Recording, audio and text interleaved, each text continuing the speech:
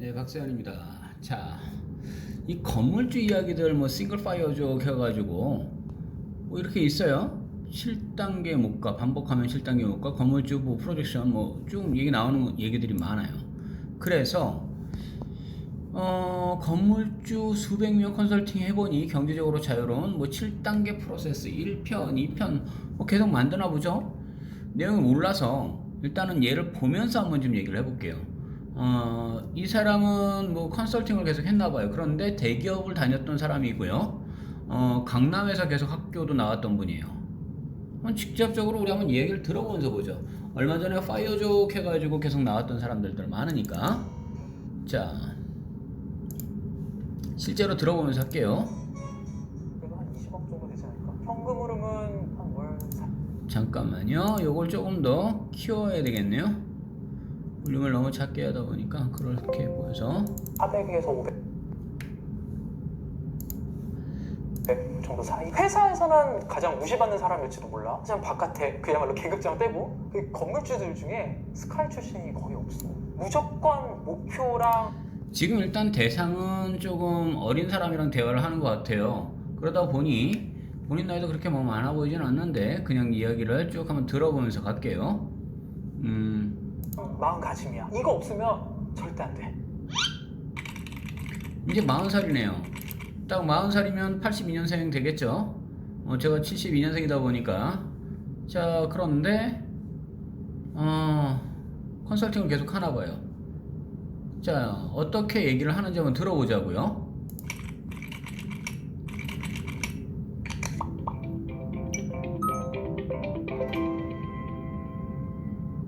안녕, 나는 너를 건물주로 만들어줄 남자 박익현이야. 반가워. 나는 지금 사람들을 건물주로 만들어주는 일을 도와주고 있어. 컨설팅은 정말 많이 했어. 몇백 명은 될 거야. 강남 8학번에서 태어났고 초등학교, 중학교, 고등학교를 다 강남에서 나왔어. 고려대학교도 전기전자 전파고. 자, 우리 이야기하면 말 잘 듣는 학생, 그리고 뭐라 그럴까요? 일단은 굉장히 좀 좋은 위치대로 그대로 다 있었던 사람이네요. 중학교에 입학까지 했어. 공부만이 살 길이라고 했어. 공부를 열심히 하면은 넌 성공한다. 근데 성공의 기준도 없어. 그냥 성공한대. 그리고 목표 삼은 게 뭐? 스카이. 그래서 스카이 받고 결국에는 또 대기업까지 들어갔어. 취업하는 것만이 길은 아니잖아. 사업을 할 수도 있고 다른 일을 할 수도 있어. 그런데 난 사업하면 죽음의 길을 가야겠어. 대기업에서 근무한 기간은 한 8년 정도. 당시 대학생 선호하는 1위 기업. 남들이 좋다고 하니까 어렸을 때 자, 우리 삼성 뭐 대부분들 다 무조건 삼성이죠? 대기업 하면 그쪽으로 뭐 주식도 1, 2가 그쪽이니까. 자, 인정받고 갔어요. 그런데 참 여기서 직장 생활의 맹점을 그대로 찝어주더라고요. 너가 그냥 남한테 인정받고 제일 잘 나가는 곳에만 먼저 치중을 했던 것 같아. 학교보다 훨씬 더 타이트한 곳에서 더 치열한 경제, 우수한 두뇌를 가진 애들이 모여서 피 터지게 싸우는 곳이야. 그렇게 죽어라고 열심히 해도 내 월급은 바뀌는 게 없어. 내 월급을 바뀌려면 어떻게 해야 돼? 빨리 승진을 해야 돼. 근데 승진도 매년 이루어지는 게 아니야. 심지어는 정치 생활을 엄청 열심히 해야 돼. 근데 승진이 돼도 내가 그렇게 생각하는 것만큼 많이 벌지는 못하거든. 기업에 들어가면 누구나 꿈꾸는 게 있어. 임원이 되는 거야. 내가 모시던 팀장님이 한 분 계셨는데 임원이 되셨어. 상무가 되시고 술을 한 잔 마시면서 내가 조심스럽게 물어봤어. 연봉이 궁금한 거야. 임원을 이루고 나면은 경제력은 난 자연스럽게 따라온다고 생각했거든. 딱 보여주는데 세전 1억 3천. 그래서 살짝 현타가 왔어. 되게 큰 자, 연봉 1억이면 대단해 보인다고 생각들 하십니까? 근데 글쎄요, 얼마 그 1억대를 못 버는 사람들이 또 많을 테니까 그럴 수도 있는데, 분명히 최고의 기업 SK, 그러니까 스카이를 나오고 최고의 기업에서 임원까지 올라가도 세전 저거예요. 자, 그럼 계속 들어볼 땐 진짜 이 사람만 현타를 받는 게 아닐 거예요. 이미 대기업에서 계시는 분들은 이미 이 사람이 하는 말들을 정확히 좀 잘 들어야 될 거예요. 돈이야. 하지만 알 거야. 여유 있는 돈은 아니야. 근데 그분이 어떤 분이냐? 6시까지 출근하고 밤 10시, 11시까지 회사에 있어. 주말 없어. 그렇게 그분은 몇 년? 25년에서 30년? 앞으로. 자, 앞으로도 우리 요번에 수능 바로 치렀죠. 자, 애들 열심히 키워가지고 공부 잘해야 돼 라고 얘기하시는 분들 정확히 잘 보세요. 20년은 그 생활을 해야 되는 거야. 근데 그렇게 하고 나서 연봉이 1억이래. 그래서 솔직히 현타가 왔어. 그러던 와중에 대리님이 계셨어. 만년 대리. 나이가 50인데도 대리야. 맨날 정말 칼 출근하고 칼 퇴근하시는 분이야. 승진 못했지. 왜 빨리 퇴근하는지 너무 궁금한 거야. 그래서 내가 물어봤어. 그랬더니 건국대학교 부동산 대학원에 가느라고 빨리 갈 수밖에 없다는 거야. 자, 건국대학교 대학원 우리 얘기하다 보면은 우리 그 박 XX 그 교수님, 네, 뭐 사이버대학교 쪽에서 요즘 계속 잘하시고요. 그분 굉장히 지금 잘해요. 근데 꼭 많이 물었을 때 제가 했던 이야기가 있어요. 직접 해보셨냐고요, 현장. 그러더니 그분도 이제 투자를 하기 시작하더라고요. 돈 많이 버셨습니다. 그런 것들을 현장을 이론으로 하는 게 아니라 나중에는 직접 뛰시더라고요. 부동산 잘 아시나 봐요? 라고 물어봤지. 조금 해요? 라고 하더라고. 나중에 한번 그분이 강남 서초센터에 아파트가 한 채씩 그리고 상가를 갖다가 2개를 돌리면서 그분이 한 달에 버는 소득은 상무님의 2.5배에서 3배는 됐을 거야. 결국 회사는 그냥 명예였어. 취미였어. 자, 회사가 뭐라고요? 명예고 그냥 취미다. 연봉 3, 4억 대 이상을 버니까 가능해지겠죠? 너무 충격이었어. 회사에서는 가장 무시받는 사람일지도 몰라. 하지만 바깥에 그야말로 계급장 떼고 우리가 회사에서 일평생을 끝마치는 게 아니잖아. 그러던 와중에 결혼을 이미 하고 이제 회사에 들어갔고 생각보다 애가 빨리 생기더라고. 그 둘이 동시에 생겼어. 쌍둥이. 와이프는 자연스럽게 경단녀가 돼버렸지. 일단은 급여가 반토막이 되지. 애란 존재가 생기니까 또 반토막이 나는 거야. 심할 때는 마통 들어야 됐었어. 내가 버는 소득보다 애한테 들어가는 비용이 점점 더 커지거든. 이렇게 살 수는 없다. 내가 거기서 모든 걸 스탑을 한번 걸어. 부동산 투자를 해야 되겠다는 생각을 해봐. 부동산 관련된 서적을 제가 몇백 번 본 것 같아. 부동산으로 돈 벌어. 제가 한번 여기서 얘기해볼까요, 이분한테요? 그 몇백 권 읽으면 낮아요? 우리가 공부로 인해서, 이론으로 인해서 부동산이 만들어지는 게 아니에요. 부동산은 현장이에요. 뛰고 그 자리에서 보고 그냥 감각이고, 우리 복부인이라고 하죠. 그 아주머니들이요. 잘 알아서 해요? 아니에요. 제가 오죽하면요, 굉장히 일단 충격적인 이야기를 하나 들은 적이 있어요. 뭐냐면 연세 많으신 분이에요. 그냥 우리 할머니 그냥. 근데 그분이 저한테 했던 말이 뭐라 그랬냐면, 박 소장, 근데 말이야, 자네는 이 서류를 볼 줄은 모르겠는데 나는 서류 볼 줄 몰라. 그런데 이 땅이 정말 따뜻해 라고 해서 저 시 쓰는 줄 알았어요. 땅이 따뜻해요? 땅 만져보면 흙이면 차요. 그 말을 몰랐는데 그분이 우리 그린벨트요, 군사보호죠, 뭐 별의별 지역 규제는 다 때려박혀 있어요. 거기다가 이거는 정말 못 풀어요. 상수도 보호죠. 그죠? 제가 퇴촌일 때 그쪽 잠깐 또 하나 만들어 갖고 온 영상이 있어요. 근데 거기 개발될까요? 아파트들도 못 짓고 다 빌라촌이면 되는데 상수 보호지역이요, 그곳을 사더라고요. 근데 어마어마하게 부상이 나왔어요. 그거는 제가 임장을 하시는 분들한테만 간혹 얘기를 해드립니다. 굉장한 거예요. 이게 이론으로 되지 않는다는 걸 이분도 아셔야 될 거예요. 건 베스트셀러도 마찬가지고 도서관 가서 절판된 책임이라고 보면 다 봤어. 그걸 하고 난 뒤에 뭘 하냐면 부동산은 그 다음부터는 실전이야. 임장을 갖다가 정확해. 그냥 제가 전국 각지 임장을. 맞아요. 이 얘기인 거예요. 임장을 다녀야 돼요. 이론 가지고 되는 게 아니니까요. 내가 다 다녔던 거지. 처음에는 돈이 많지 않잖아. 소액으로 투자할 수 있는 것부터 찾아봤었어. 아파트도 소액으로 투자할 수 있었고 빌라, 오피스텔 다 할 수 있어. 소액으로 투자할 수 있는 지역들 다 찾았고 거기서 가장 옥석을 가리기 위해서 정말 애를 많이 썼던 것 같아. 그때 만났던 부동산 사장님만 해도 수백 명을 가야 되는 것 같아. 최소 15군데는 만나봐. 첫 투자는 경기도권에 아파트 갭 투자부터 시작을 했었어. 그 다음에 경기도권에 또 오피스텔도 투자를 했었고. 자, 이분도 보세요. 건물주가 되기 위해서 뭘 하는 거예요? 부동산이에요. 대전 지역에서 투자를 했었고 부산 쪽에서 투자를 했었어. 아파트도 있고 오피스텔도 있었어. 그리고 나서 내가 쓸 수 있는 가용자금이 끝이 났잖아. 투자는 이 가용자금이 끝나고 나면 내가 할 수 있는 게 없어. 부동산 업종으로 먼저 일을 해보게 돼. 뒤에 돌아가는 그 세계를 알고 싶었거든. 부동산의 영업팀이라고 하는 곳부터 그냥 찾아가. 밑바닥 영업부터 시작을 했어. 이제 전단지 돌리는 것부터 해서 다 해봤어. 분양 대행사에다가 그렇지. 시행사의 눈에 띄어서 시행 업무도 같이 해보게 되고, 그때는 그 생각밖에 없어. 투자감을 늘려야 되겠다. 오케이. 이거예요. 뭐냐면요. 자, 우리 부동산에 가면은 그냥 동네 부동산이 있죠. 그냥 할아버지들 앉아 계시는 분들이요. 때로는 이제 부동산 실장이라고 해서 이제 여자분들 이제 자격증 따고 가만히 앉아 있어요. 제 직원들도 그런 사람들 많으니까. 알아요? 아, 예, 방 보러 오셨어요? 예, 어디 뭐 있어요? 예, 보러 다니는 거 해줘요. 정말 몰라요. 어디에 뭐가 개발지가 어떻게 되고 뭐 하는지. 이 사람이 현명한 거예요.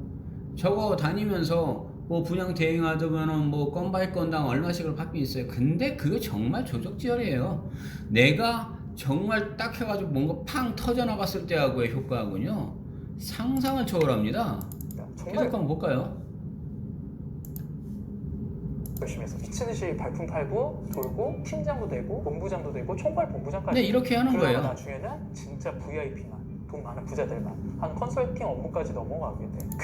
당연한 거예요. 이게 뭐냐면요, 실제 재벌들이 이제 연락들이 오는 거죠. 저기 박 소장 어디에 뭐 좀 있어? 라고 얘기하는 것처럼 똑같아요. 투자를요, 일반 부동산에 동네 부동산이요. 근데 저는 동네 부동산을 계속 좀 돌아보라고 얘기하죠. 왜냐면요, 안 해보시고 와서 얘기이기 때문에. 근데 돌아보시고 그냥 거기서 사시려면 사셔요. 괜찮아요. 뭐 제값 다 주고 나서 움직일 수도 있는 거니까. 하지만 문제 좀 있을 거예요. 그 일을 한 거는 거의 한 2년 6개월. 영등포 부자분을 한 번 만나거든. 그분이 영등포의 아파트가 한 10채 정도 갖고 계셔. 더 중요한 건 뭐냐면 그 아파트 10채가 다 월세로 갖고 있다는 거야. 그 시기에 120에서 150 받아보는 걸. 10채면 얼마야? 1200에서 1500이야. 와, 진정한 찐부자지. 그때 그분 보면서 수익형의 위력을 느꼈었어. 지금 기준으로는 수익률이 굉장히 낮아. 어쨌든 찐부자들이 부동산을 투자하는 법은 결국에는 수익형이라는 걸 다시 이거지. 건물주분들도 굉장히 많이 만나게 되고 결국에는 다 건물주가 돼야 될 수밖에 없다는 걸 알게 되는 거지. 아파트 같은 경우는 4채, 수익형도 5채, 상가, 지상까지 포함하면 한 6, 7채 정도. 그래도 한 20억 정도 되지 않을까? 현금 흐름은 한 월 400에서 500 정도 사이? 내가 건물주를 키우기 위해서도 사람들한테 목표로 삼으라고 하는 그 건물의 기준이 있어. 그게 뭐냐면 100억의 건물이야. 건물 사고 싶은 이유가 뭐야? 월세 따박따박 가지면서 내가 사고 싶은 거 살면서 여유있게 사는 거잖아. 그게 월천 갖고는 안 돼. 100억이라고 했을 때 강남의 건물 평균 자, 얘기 나왔죠. 월 1000 가지고 되냐고요? 월 1000 가지고는 안 돼. 정확히 얘기해 줬죠. 그러면 처음에는 이 100억대 기준의 거를 못 들어가요. 그러니까 작게는 한 20억대 요즘에는 그런 것들을 치고 들어갈 수밖에 없는 거예요. 그러나 월세 잘 나와요. 수익률이 3% 정도 되거든. 한 달에 2천 한 중반에서 3천 정도 왔다 갔다 해. 이 정도 돈이 되면은 백화점 매장 갔을 때 가격표를 보질 않아. 그런 삶이 살 수가 있어. 꼬마 빌딩 한두 채 갖고는 이걸 이룰 수가 없고 100억짜리를 하나를 갖다가 잘 관리를 했을 때 이 삶이 경제적 자유가 우리가 흔히 실현된다는 구조거든. 지금 열심히 달리고 있는 중이고 목표는 나는 28년도까지. 그러니까 100억 그러니까 너무 터무니없잖아. 너무 관련 없어 보이잖아. 그러면 지금의 100억 건물주들은 다 처음부터 100억을 갖고 시작한 사람들이야? 물론 금수저인 사람도 있어. 찐 건물주들. 자수성가형 건물주들은 머리도 좋지도 않고 택시 운전사도 있었고 출신이 농부도 있었고 짜장면 배달부도 있었고 난 너무 놀라운 거야. 그 사람들이 실제 나이도 안 많아. 30대도 있고 40대, 50대, 60대 다 있지. 그 건물주들 중에 스카이 출신이 거의 없어. 많지가 않아. 의사, 변호사 얘기를 한번 해볼게. 변호사는 로스쿨이 생기고 자, 우리가 얘기하는 의대, 법대 얘기하는 거예요. 정말 공부. 그런데 기본은 얼마 벌어요? 라고 얘기해 들어가 볼까요? 난 다음에 진짜 대기업 월급보다도 못 버는 변호사가 훨씬 더 많아. 오래 돈을 번다 그러면 변호사보다 난 의사가 더 맞는 것 같아. 의사로 가면은 그래도 못 벌어도 월천 이상 번다 그래. 경제적 자유에 월 2, 3천 된 거 아니야? 근데 내가 얘기하는 경제적 자유는 내가 노동이 없어. 의사들이 월 2, 3천 벌려면 그들의 하루 일상 알아? 피터하는 그 하루가 있어. 최종 목표가 100억이었잖아. 한 번에 100억을 못 가니까 처음에는 50억, 30억, 20억, 10억, 1억까지 가는 그 단계를 갖다가 내가 명확하게 계획을 짜야 된다는 거지. 굉장히 세밀한 목표가 있어야 돼.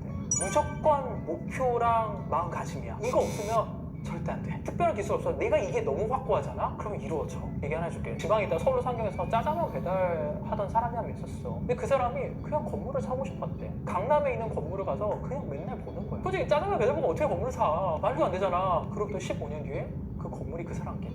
물론 15년 사이에 많은 노력이 있었고 이 사람의 목표는 딱 하나였어요. 건물주가 되고 싶다는 거였어. 서울대 들어갈 확률이 0.6%래. 그리고 거기서 대기업을 갈 확률이 또 0.3%래. 굉장히 낮은 숫자인데 우리 근데 주변에서 생각보다 서울대생도 만나볼 수 있고 대기업 다니는 친구들도 만날 수 있잖아. 전국에 있는 건물의 숫자가 720만 개야. 간단하게 해서. 근데 그냥 전국 건물 수 한 500만 개라고 가정해볼게. 우리나라 국민이 5천만 명이야. 그럼 몇 퍼센트야? 10%의 확률로 건물주가 있어. 오히려 서울대 대기업 가는 것보다 확률이 더 높을 수도 있어. 어떻게 보면 자, 정확하게 얘기해줬죠. 자, 우리 애들 키워가지고요. 요번에 수능 치렀잖아요. 스카이를 노리시고 굳이 그렇게 해서 대기업을 보내려고 하는 게 이 이야기 정확히 들어보시라고요. 이 사람은 한 사람이에요. 자, 지켜보시고 나서 계속적으로 얘기를 들어볼까요? 물론 저 역시도 애들을 정말 많이 가르쳐봤기 때문에 그 내용을 압니다. 그러면은 우리는 그걸 놓치고 있는 걸지도 몰라. 이 1단계는 7단계 끝날 때까지 갖고 있어야 되는 거야. 지식이라는 거는 난 크게 두 개의 갈래로 나누거든. 하나는 경제 관련된 지식이고 하나는 부동산 관련된 지식으로 나뉘어져. 부동산만 알아서도 안 되고 경제만 알아서도 안 돼. 둘 다 알아야 돼. 경제적인 지식은 아주 기초적인 것만 좀 알아도 돼. 정말 돈이 돌아가는 시스템, 빚져서 투자를 해야 되는 이유, 레버리지라고 하지. 그 다음에 부동산 같은 경우는 기본적으로 부동산 표현은 알아야 돼. 그거는 너무 당연한 거고 머리로는 아까 다 했잖아. 그때부터 몸을 내가 좀 돌려야 돼. 인정해야지. 몸으로 뛰어야 되지. 만약에 소액으로 한다 그러면 2천만 원에서도 가능한 부분도 있고 당연히 투자. 자, 여기서 말씀드릴게요.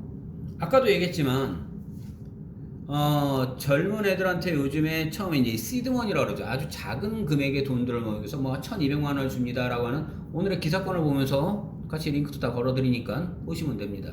그런데 약간의 시드머니가 있을 때 이 사람일 때는 뭐냐면요. 그 갭 투자를 개념을 생각하는 거예요.